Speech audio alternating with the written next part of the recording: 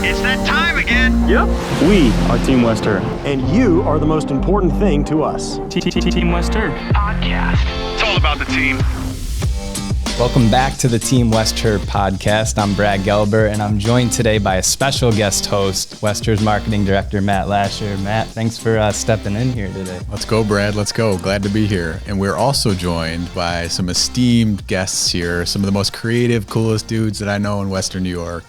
We got Matthew Keeler, Nick Cavarella from Just Dishin, and we're excited to learn all about their story and where they came from, and maybe give some of you young and up-and-coming creatives some inspiration along the way, too. So should be a good chat. Yeah, thanks, guys, for joining us. We'll just kick it off, I guess, where are we today? It seems we're in a kind of a new space here for people maybe watching. We're here on Main Street. So tell us a little bit about where we're sitting for the podcast today. Yeah. First of all, thanks for having us, you guys. We've been fans of the pod you guys are doing for quite a while, so we're really excited about that and excited to be on. But we're here at 712 Main Street. Right downtown Buffalo, right over in the theater district. It's our new headquarters over here. So we opened officially on October 28th, and we've got a little retail shop out here where we sling all our merch, and pretty cool operation behind the doors here, behind our shop, where we do all of our production between Just Dishin and Skate Skins as well. So it's a really cool spot. And it's a brand new location for us to kind of spread our wings and go from there. Yeah. So that's cool. I know we're maybe jumping the gun a little bit about where we are, because maybe some people watching or listening don't know, who you guys are. So why don't you tell us a little bit about Just Dishin for maybe someone that's not super familiar with the brand? Yeah, for sure. So Just Dishin is basically a hockey streetwear brand that we founded back in 2012. As many people may not know, hockey's a super traditional sport when it comes to creative expression and just being able to step outside the box and allowing players to be a little different on the ice and whatnot. So Nick and I founded this brand, and with a few of our other partners that are members, like Ben Madaffrey, who are really involved, as a way for us to, allow us to flaunt what we do creatively with hockey, but also give players around the sport an opportunity to show a little bit more flair when it comes to on-ice style and even off-ice too. Basically what we do is we create merchandise for ourselves, and then we work with a lot of brands locally and nationally as a creative hub for us to kind of separate, I would say integrate hockey and fashion, if you will. So it's been a really fun journey up to this point. So I got to ask, because I'm the marketing guy, I like to know the genesis of the name, where did it come from? Whose conversation had with whom and what car, what time of day? Where'd that come from? Yeah. So Dishin is a term that's been tossed around the hockey world for quite some time. I'm sure all the way up to, all the way as long as hockey's been around. It's a meaning that means pass. So it's funny, our brand, like I said, we founded back in 2012. So we used to be Just Dangle. That was our name way back when. And ran into some legal issues, C&D wise, with a couple of companies up in Canada that had that trademark. So we had to pivot a little bit, and that's when we came up with Just Dishin. So we've been rolling with that ever since 2013 or 14, and it's been funny. As our brand evolves, it kind of abbreviates itself a little bit. So now we're pretty much just calling it Dishin every day that we walk around here. So yeah, Dishin for short, but Just Dishin for now. Anybody got any Dishin tats or anything yet? Not yet. I think we're due for one here soon. So. Maybe on the next episode of the podcast. We'll just follow you guys. We'll get it. Yeah. In terms of your guys' relationship, have you been friends a long time? How did it, because for younger guys, coming up with your own business, your own brand, that's not a super common thing. It takes probably pretty close people to do that together. So did you grow up as friends, or how did you guys kind of come together to form this partnership? What you got? Yeah, so to kind of take it back a little bit, I grew up here in Buffalo, New York, and Matt being from Albion, he was right down the road from us, but I grew up here playing hockey. Matt actually followed me on Twitter back when he started the brand, and I didn't really know, it was just a kid my age running it at the time, right? So I thought it was really cool. I was playing junior hockey at the time, so I thought it was cool that there was a hockey brand out there that was just just interacting with my content that I was posting. He would like my photos, favorite my tweets about hockey and stuff like that. So a couple of years went by, and I was playing in Hudson, New Hampshire at the time. It was during my last year of junior, and I get a Facebook request from Matthew Keeler. I'm like, I'm like, who's this kid? So I like go look at his profile, and it says like, it said like Just Dishin on like his profile, or it was I think it was like his header picture or something like that. So I'm like, yo, what is it with this kid? So I like accepted, and I ended up moving back to Buffalo. And when I started going to UB, I had reached out to him because I was helping one of my local gym here just run their social media pages. So I reached out to Matt on Facebook, and I was like, yo, like, can we link up? Like, I'd love to just pick your brain a little bit about like marketing and just like really like building a brand like on social. So he was like, yeah, sure. Like I just moved to Buffalo. Like, you know, let's meet up on this date, and, you know, we'll just, you know, chop it up and link up. So we did. And, from there on out, we really clicked. Like we had a lot of, similar, I guess, like, interests. And we both kind of, you know, we had an opinion on like the sport and like where it was going, and just how we want to see the sport move in a way. Because for me, like I played junior hockey again, and it was a very hockey, like Matt was saying, it's a very traditional sport, right? So I really saw that during my time playing in Hudson, New Hampshire. I played in Canada too, and just seeing that like it wasn't accepted to, you know, if you wanted to make a highlight video of yourself, like guys would chirp you in the room for that. And like me looking back, like if I could go back and like document my entire journey from junior to college, like I would do it in a heartbeat. But that's kind of how we met. And from there on, from that time, you know, we just kept meeting, and here we are today. So it's pretty cool the way it turned out. You know, I think it's really interesting. You guys talk about like this hockey lifestyle brand, right? And like when I think of like culture, I think of the NBA as like a really big driver of that. I think of hip hop as a big driver of that. So now I don't think a lot of people think about hockey because of maybe that conservative upbringing or conservative profile or whatever. So I think it's a really unique angle that you guys are taking, you know, to bridge this. You know, when I first met these guys, I'll tell the quick story, I guess, of like where West Herc got to meet Just Dishin, right? So we were a sponsor of the Micah Hyde softball event. Yeah. And basically there was some last minute shenanigans around the jerseys for the Micah Hyde event. And so I was talking to the organizers of that event, and I said, well, where did they come from? Where the jerseys come from? We got this Team West Herc idea. We want jerseys. Like, who are these people? So Carly over there gave me, I think, Matt's number, Nick, I can't remember, one of your numbers, right? So I call you guys, and we got to talking, and you guys reminded me so much of, you know, 10 years earlier, I had this poker lifestyle brand called Prop. You can still check it out, propclothing.com. It still lives, but but the same plug. Yeah, so don't buy anything though, because then I got to figure out how to ship it to you. But the whole point was like you guys were just so raw and so organic. Like, yeah, I'll get that done. Like, yeah, I'll figure out how to get a jersey, softball jersey made, and like last minute deadlines and things of that nature. And you were so welcoming and so receptive to that, and it led to some really interesting collaborations. I don't know if we want to get into some of that stuff with the Team West Herc thing, but maybe we'll mention that in a second. But you know, it's really been so refreshing to work with you guys on that, because you're just so genuine, so pure, and you know, I think it's just a testament to both your personalities. Mm-hmm. Appreciate that. Yeah, like the Micah Hyde stuff for us, I think was really interesting too, because I remember around that time, like Matt, you were at your full-time job, right? And I was still in college when all this happened. So I remember getting a call from Carly out of nowhere. I don't even know where she got my number,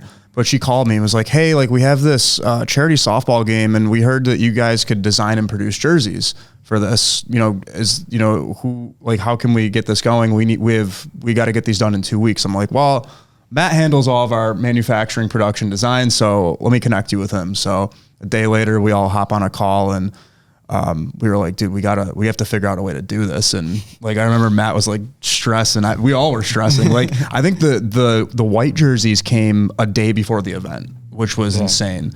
But just the fact that like, you know, I got that call and it was an opportunity, like we couldn't pass up an opportunity like that.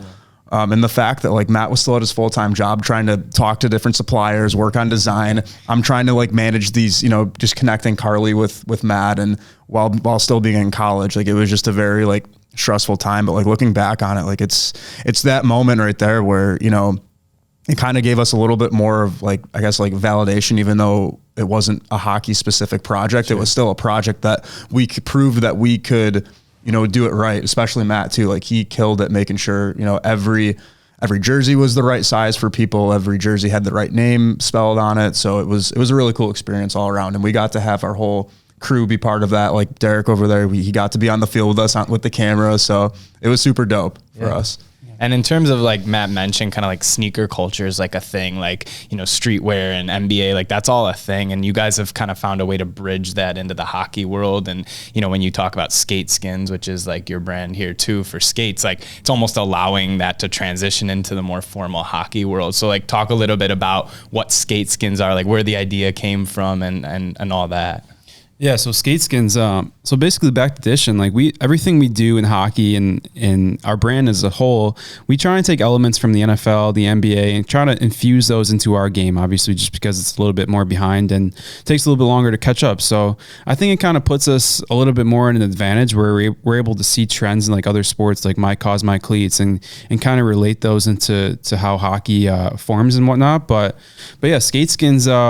Skate skins was an idea that we had for probably 4, 5, 6 years maybe, and I was just at the point where I was like, dude, I got to come up with a way to bring this to life. So it was really at a time during COVID when everything was shut down. I really couldn't go anywhere. We couldn't really like interact with people or whatnot. So I was just like, I'm gonna order just a bunch of material and just like find a way to bring this to life. So I went on like Amazon, I went like overseas, and I just found like a bunch of random materials, and I was like, yeah, I'm gonna just get these ordered all to my house, and I'm gonna lock myself in the room, and I'm just gonna find a way to like make this brand pop, like just bring it to life. So a lot of trial and error, a lot of failing, a lot of just coming up with different ways to pretty much do the same thing. And there was a breakthrough point for me where I was just like, wow, this is really getting to the point where I'm confident in this, and I think I'm ready to test it on ice. And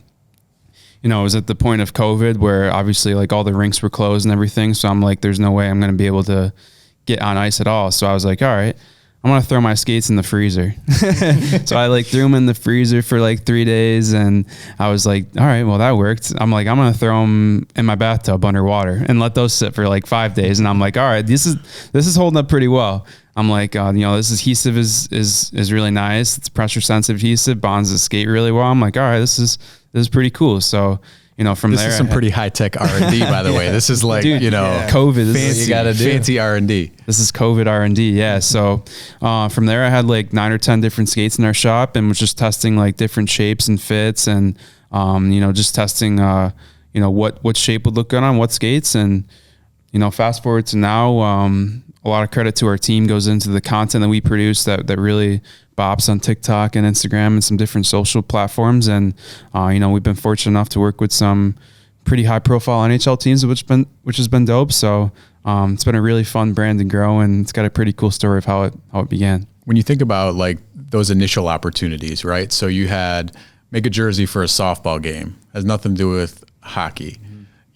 This thing that's on the rug right here. We got an Air Jordan ice skate on the floor of the Just Dishin headquarters, right? And I know there's an interesting story behind that. And I think I came to you guys related to a Team West Herr concept about custom Nikes, right? We wanted to make some custom shoes for Josh first, and then we made a pair for Dion. But why don't you talk a little bit about your partnership with the dude that helped you make those, give him a little love, and then where that came from. Yeah. Honestly, this skate didn't happen without you guys, straight up, because I think that was the first project we actually, like the real first project we ever did with Coda. So shout out Coda. Great to work with, right? Seriously. So Coda Customs, if you don't know about him, right? He's making custom cleats for NFL players and all sort of thing out of Lockport, I think, right? Is that where it is? Lockport, yep. But yeah, I mean, if we didn't do that project for you, we probably never really would have actually connected with him. And I remember when, Matt, if you want to talk a little bit about the design aspect of it was an Air Force One, right? For Josh, I feel like that was so long ago now. Yeah, it was. Dude, it was a long time ago. Yeah, we did Air Force Ones for Josh. They were like size 14s or something. And we did a pair for Dion too, the snow pair. Yeah, which was sick. The coolest thing about the Dion pair that I remember is his first child, Delilah. There was some reference to, I think, was it her name or birthday? I can't remember exactly, but there was a reference to her on the sneaker, which was cool. I got to talk to Josh and Dion. If you guys, see this, I want to see where those shoes are at, like in the case, in the trophy case. Where'd they make it to now? Yeah. But so I mean, I guess going back to like our relationship with you guys in Coda, I remember like Matt, like when I was in college and he was still at his full-time job, he sent me a pair of he sent me literally like a shoe, like that shoe on a pair of skates. And I was like, that's kind of dope. Like he was like, maybe we can make this happen someday. So, fast forward after doing, those few projects with you guys in Coda, Matt came to Coda and he's like, yo, can we do this on a pair of skates? Like put a shoe on a skate basically. And Coda's like, nah, like it's not gonna happen. It's hard to sew into the carbon fiber. Like it's gonna be a no-go. So like Matt finally like bugged him enough, and he can kind of touch a little bit on this too. He bugged him enough to the point where Coda's like, fine, I'll do it. And no, dude, I literally dropped a pair of skates off at his doorstep. I was like, dude, we're gonna find a way to make this happen. No, so yeah, I mean, and you said it, Matt. Like this skate is like a great.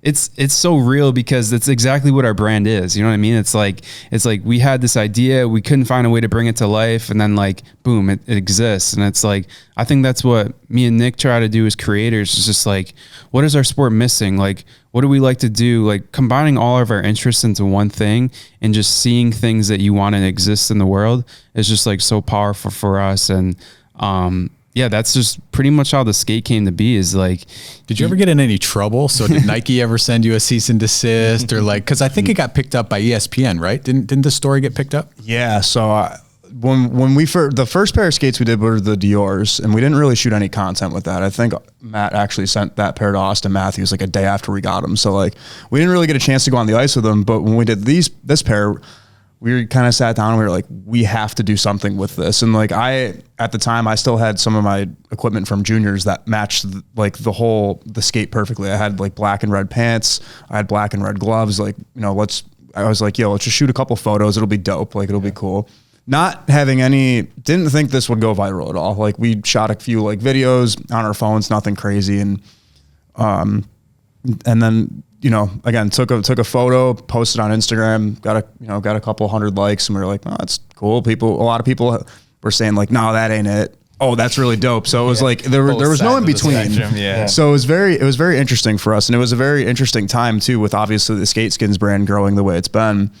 And we would get ice at Riverworks like once or twice a week, just to make Skate Skins content. So one day we were out just messing around. Matt had put them on, and Derek got a real nice clip of Matt tying them up, and I ended up taking that clip and making like a small like Instagram reel, and I posted it. And next thing I know, we had a relationship with the guys at Barstool for a while before this, but one of our buddies from the Spit and Chicklets podcast at Barstool was like, yo, can you send us this video? We want to post it. So we're like, I'm like, this is like the worst video I've ever edited for. And I'm like, I didn't really know what to think, but I was like, yeah, sure. Like, go ahead. And next thing we know, like, we're getting featured in Hypebeast. We're getting now the Athletics reaching out to us, asking us like what's going on, and basically wanted to like know our story. And ESPN, like you said, picked it up, and then Barstool even posted it on their main page. And we were like, damn, like this is nuts. And it was honestly like a game changer, I think, for the brand as a whole. It was a very fun time. And it's crazy to even talk about to this day, because making that video that Friday morning that I did, I never would have expected it to go the way it did. And it's opened so many doors for us. And I couldn't be more thankful for that, for real. Like, yeah. And I think as content creators, like you can attest to like the stuff you put all your heart and soul into, like that gets like 10 likes. And then the stuff you don't even like mean to do, like that's what blows up. But I think that's kind of a cool transition for you guys. Cause like you can make all these really cool products and like the skate skins and the Jordans and stuff. And if no one sees it, then it is what it is. But you guys have leveraged kind of social and content creation in a way that's like a whole other piece, like for you with Legacy House. And if you want to maybe touch on that, or kind of like how you guys leverage that, because that is the modern age to get the word out there. And you guys have done a really nice job like cultivating your brand around social and content creation as well. Yeah, for sure. There's a lot of other things too that like our whole circle does, aside from, you know, doing the clothing and skate skins and stuff like that. Like you were saying, like, you know, we are content creators, like we're doing a lot of different things. And obviously one of those things, like you said, with Legacy House, that's for those that don't know, it's a studio space over off East Ferry Street on the east side that, my buddy Adam and I opened up, and we ended up creating like a whole content team around that studio. Derek, again, he's one of those guys. He makes all of our social content and handles a lot of different clients there for us. But that space for us it's an 11,000 square foot warehouse. So there's a lot of things that we could do in there. And it's opened up, again, same thing, you know, same situation with the Jordan skates. Like it opened a lot of doors for us to, you know, reach new people, and just really gave us a lot of validation, you know, and stuff that we're creating. So it's cool to be able to give that back to the city, because at least from what I remember, there wasn't really a whole lot of studios like that in the past in the city. And it's cool because we're not just getting videographers and photographers that come in, like we're getting fashion designers coming in, we're getting artists that are coming into this space. So it's really cool for us to use that and have, you know, other creators that maybe aren't making content necessarily, but other creators can come and, you know, network with people and just, you know, find inspiration in some way. Guys, what do you think about Buffalo in terms of creators and the access to, or why there might be so many creators? We are in the theater district, right across the street. We got our friends over at Oxford Pennant. Shout out to Brett and Dave and all those guys. But, you know, you got Buffalo Go, you got Eric over there, you got Pasteurized Teas, you got Michael Bowen up at, you know, on Elmwood there. Like there's screen printers, there's videographers. Like, what do you guys think like is about Buffalo that's creating this energy? Yeah, I don't know. It's a great point, Matt, because I have, like, growing up in Rochester and going to school in Rochester, I have so many friends out there that they're like, they come to Buffalo and they're like, damn, you guys have so many creators and so many different hubs where you guys can tap into these different outlets and everything. And it's, I think once you're in here, you maybe take advantage of it a little bit when you don't really realize it. But when you step away, it's just like, wow, we have so many opportunities to connect with creators on such a deep level where, you can just take your work to such a different place. And, you know, Nick spoke about Legacy House a little bit, where it's just like a huge fantasy factory. Honestly, like people can just like do whatever they want there. Like they have, you could have like a full-size hockey rink in there if you wanted to. Like there's a basketball court. There's so much stuff where you can just kind of like go and relax and do whatever you want, but also like stay creative and just like stay on your grind and get work done. So yeah, going back to the Creative Hub here, it's really remarkable. And just, you know, the work that we do has been really fun for us because it allows us to connect with different players and just people throughout the city of Buffalo that, you know, have these unique talents that they can really express in unique ways. So it's been cool. Should we name drop a little bit? You guys want to get into some of those relationships you had? I know you mentioned before we got on air today, we were talking about Eichel a little bit, or some of the other guys. You talk about some of the people you've gotten to meet. Yeah. I mean, I don't know. Do we want to talk a little more hockey? I think like more of the hockey guys we have relationships with. Maybe yeah, probably. Yeah. I think one relationship that's pretty cool for us. We can get into the Eichel stuff, I guess, a little later. But one guy that we were, or maybe not. I don't know. Yeah. No, we could. I think that's a really interesting story too. And I know Matt has, might have a lot to say about that. Time we have. Yeah. But no, since like Rasmus Dahlin, he's a really good example of a guy that we have worked with over the years. And we really connected with him and his family when he first got drafted here. Matt really connected with him on Instagram, and from there we just kind of kept the relationship going and ended up getting a chance to meet him in person during COVID, actually, like for the first time. And we meshed really well with him. And from that point on, when we first met him, I think we did like a photo shoot with him for like the first time meeting him. So that was cool. And after that, I had made a video, like a hype video for him going into his next year. And we just kept meeting up with him like before every season. And now we have this like really cool, relationship with him where he can kind of come to us. If he has an idea, we can try and bring it to life for him. And just, he's just one of the boys, honestly, at the end of the day, which is pretty cool. Like, he's an NHL guy, like an NHL athlete, but he can come to us, and if he wants to just chill, we can just hang out with him. Like, it's cool. Don't you think there's a lesson in that? I think for people that are aspiring to like get their foot in the door with another influential person or whatever, I think a lot of mistakes that I see people make, they're too self-serving initially. They just want to take, right? Yeah. Inauthentic. They just say, what can you do for me? right? But you guys, you just connect to a guy like Rasmus and just genuinely create a friendship and an interest and an engagement, provide a little value, make a video, right? Do what you can. And all of a sudden that leads to a genuine relationship. I think it's the same thing we've tried to do with Team West Her. Like the guys that we've partnered with, you know, Josh Allen, Dawson Knox, Dion Dawkins, Devin Singletary. This year we got Reed Ferguson, Matt Barkley's back. Like all these guys, like, it's really been about them and their stories, right? And like, how do we get to know these people as people? Because, you know, you got these fans, Buffalo Bills, rabid couch potato fans that forget that they're human beings, right? You forget that the you're best way, in the best. Yeah, I didn't mean that, you know, derogatory, right? But like, you forget they're human beings. You forget that they're landing on concrete when they get tackled. Right. You forget, like, but when you see somebody the next day, you know, I remember Josh came to an autograph signing thing for us, and he had just gotten. It was like. A bye week. Yeah, it was the game last year where Josh slipped at the goal line and Buffalo lost the game on the last play of the game. And we remembered like it was going, and we remembered like, oh man, like, is this going to be, what's the shoot going to be like? And Josh just walked in super nice, just waving like, I'm good. You don't know though, cause they're human beings. But he was hurt a little. He still had like some bruises and stuff. And like, you just sort of, it makes it real in terms of connecting to people. I think like one thing Matt and I really pride ourselves on, and our whole group too, is a lot of people that pretty much everybody that we've worked with, everything's happened organically. Like nothing was forced with Rasmus, for example. Nothing was, you know, he had reached out to Matt when he first got drafted here, which was super dope. So again, like it was very organic and natural. Like nothing was forced with him. Like we weren't trying to reach out to him for like a business opportunity because, you know, that's not who we are. Like we're not like that. That's just not the people we are.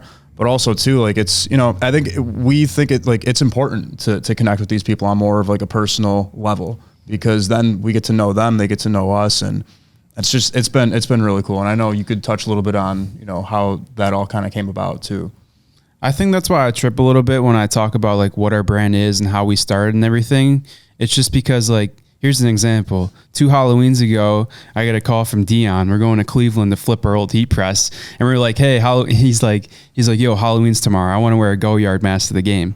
And we're like, all right, we're going to be back at like 1 a.m. and Halloween's in like less than 48 hours. And we're like, I'm on the phone. I'm like, yeah, dude, we can do that. We can do that. No problem. I got you. And then we get off the phone and we're like, yeah, what are we going to do about this? And no, but it's just like stuff like that where we can like turn it around and do stuff for these guys. And like I said, I think that's why we have a hard time like describing what we do, is just because like I feel like we can really do everything in the most humble way possible. It's like I personally really strive to like build trust with these relations with these athletes and build these relationships more than anything else, because like you said, Matt, and at the end of the day, they're just people too. You know what I mean? Where, you know, these guys they do this as a job and they do it for a living and that's what they're known for. But like at the same time, like I think that's why we've been able to connect with Dion and Rasmus and Austin Matthews and these different guys that are, you know, at the top level of their sport, is because like they think what we do is cool. And if we were in their shoes, we would probably want to do the same thing and like have our own brand and like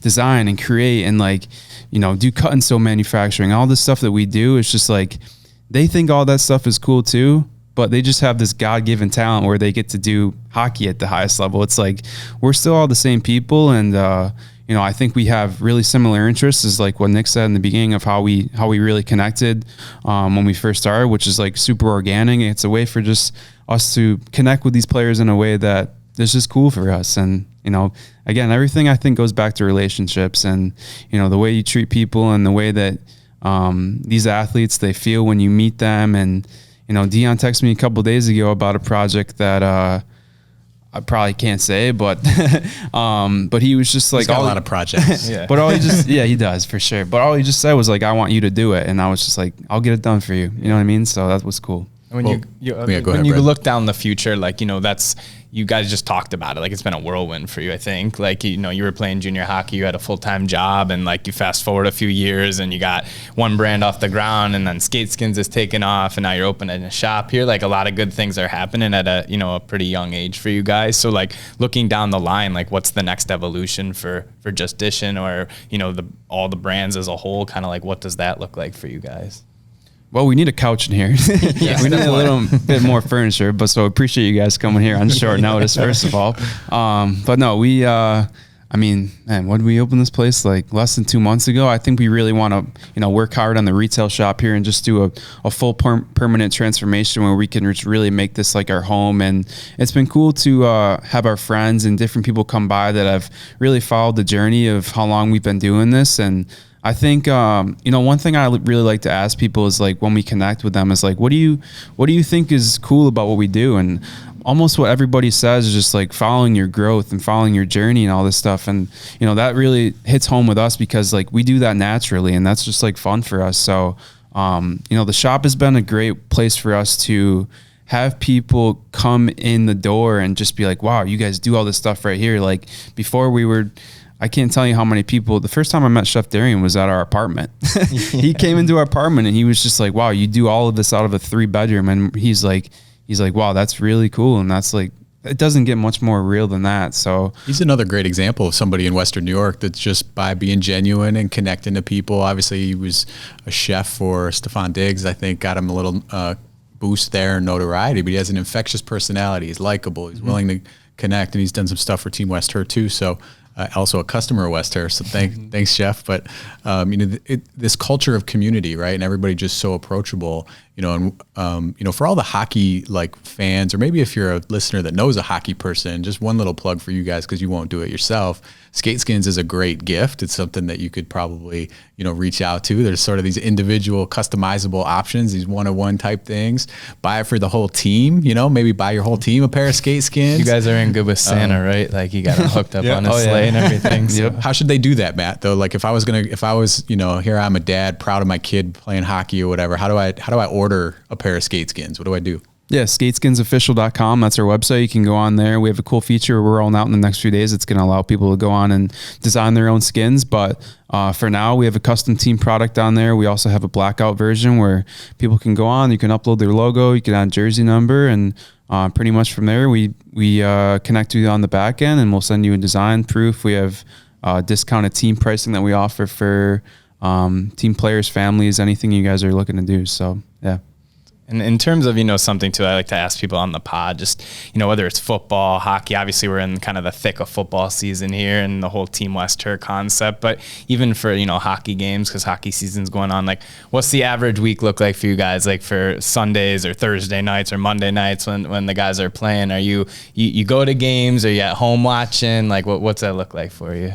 Yeah, I think it's safe to say we've probably only missed like 1 or 2 home games this year, which is pretty wild. I think like everybody in our group always has tickets, so it's super fun. Like we're normally together for most Sabres games for the most part, so that's fun. But yeah, it's just, it's exciting too. Like the Sabres just brought back the goat head, so yep. That was super legendary. I know Dion was seen all on social media showing up at a recent game wearing the black one of that. I think you said you had like a cool story related to Dion. Oh yeah, with the karaoke. Matt, you think you want to touch on that a little bit? Yeah, what was that? With the Sherwood stick? Oh yeah, that was crazy. Yeah. So Sherwood gave us a couple sticks. So shout out to them for that. And then we were like, if you know anybody in Buffalo that would want a stick, let us know. And I'm like, I got the perfect guy, Dion.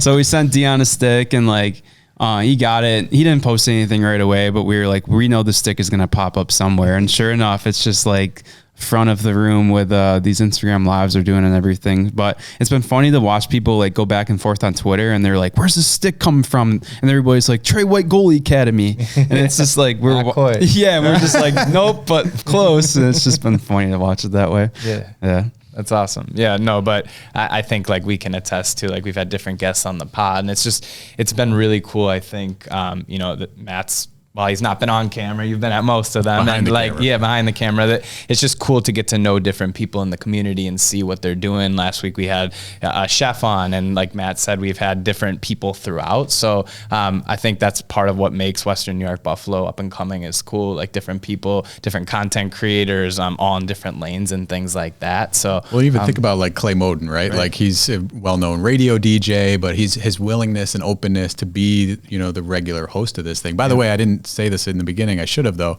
Clay was actually buying a car today with his wife at West Herr. So thanks Clay for the business. And so I'm playing substitute teacher a little bit for him, but no, it's for, everybody's just so approachable. And I think what's so fun about this project is it gives us an opportunity, I think, to help tell some people's stories.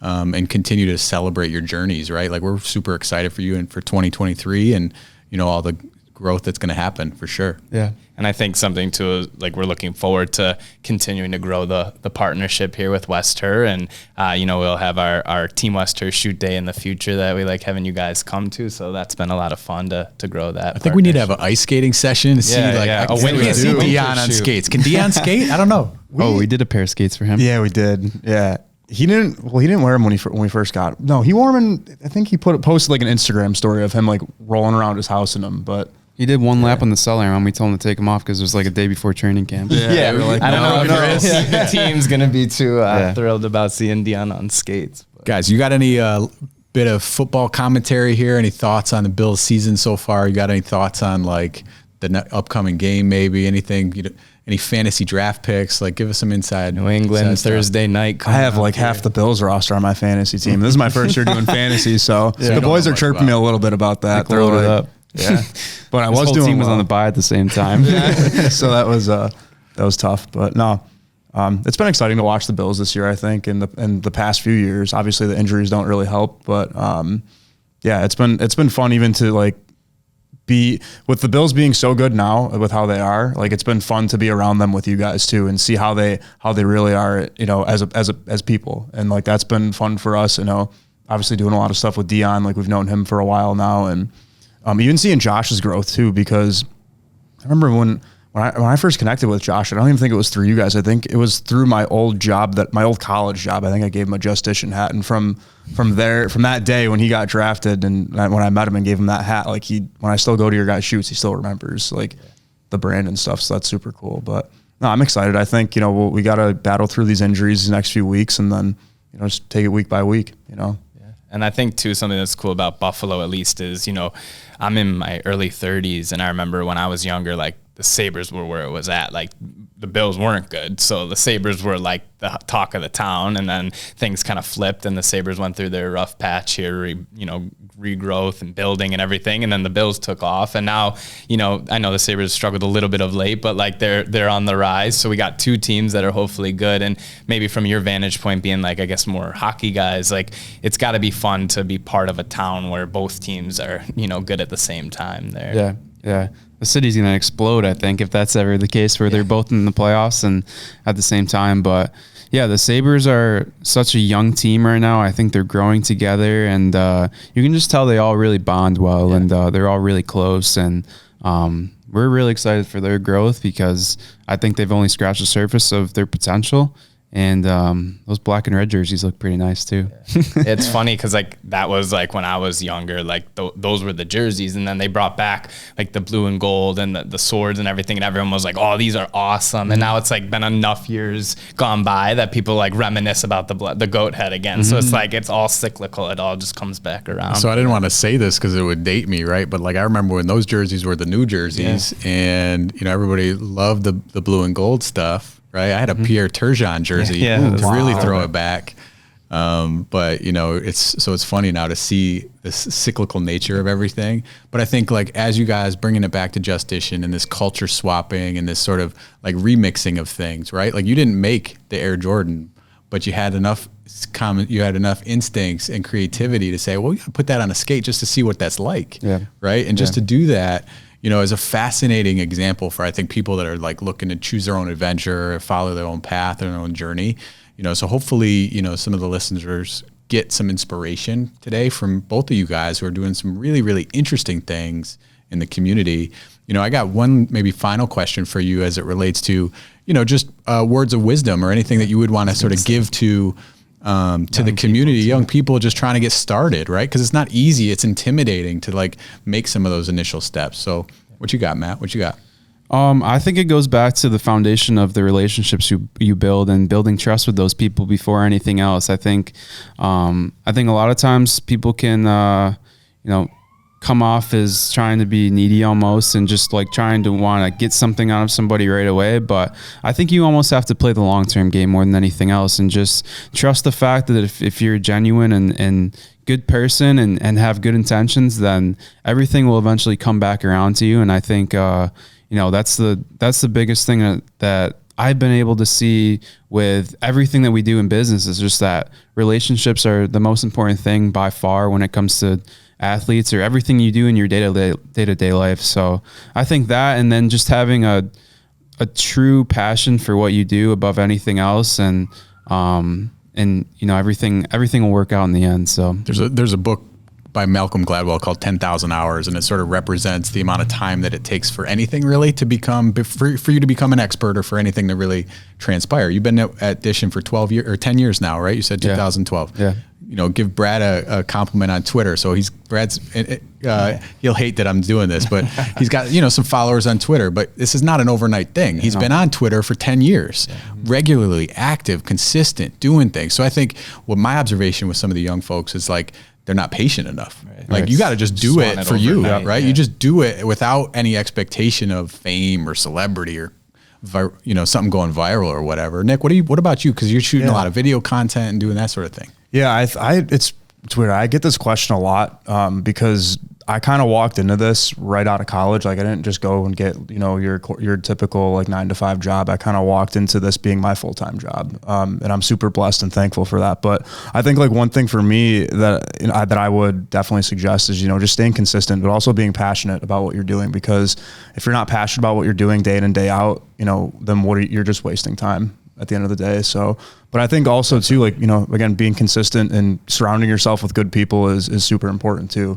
And surrounding yourself with people that, that want to be better and just that are constantly going to push you to be better. I think that's really important. That's one thing that I'm very thankful for, just being a part of this and having someone like Matt in my corner, Derek over there, and even Adam too at Legacy House. Because if it weren't, for those guys and everybody in our core group, I don't think I am the creator I am today. And I don't think that I don't get to where I want to be personally without those people. So, again, staying consistent and being passionate about what you're doing, I think is the key. Yeah, for sure. Well, I think, we'll wrap it up there with those beautiful words of wisdom for you guys. If you're watching, we urge you definitely check out what these guys are doing at Just Dishin on all their social channels and see some of the cool content you guys are creating. It definitely is worthwhile. And if you're listening or watching this on whatever platform, we're on everything, so you can check it out on most of the major streaming platforms for our podcast. You can check us out on almost every social channel, all different sorts of content, reels and full length and YouTube and everything. So make sure you do that. But for Matt Lasher, I'm Brad Galber and the Just Dishin guys, and we'll see you soon on another episode of the Team West Herr podcast.